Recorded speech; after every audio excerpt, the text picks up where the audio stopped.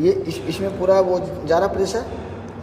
ये जब मेरे पहले दर्द हो रही थी, हाँ दवाई खाई थी तो जहाँ हो रही थी डॉक्टर साहब ने टीका लिखा था वो लगाया हमने। हाँ तो ये वाली दर्द तो हमारी चली गई। हाँ ठीक, अब ये रह गई थी और ये सुनपन है। हाँ ग्रेड 4 में था, इसका मतलब ज़्यादा था। तो कंप्रेशन इतना हुआ है,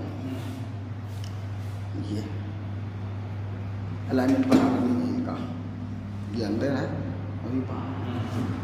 फुल लूज छोड़ दो, बॉडी को फुल लूज छोड़ दो, फुल लूज छोड़ दो और लूज ऊपर जा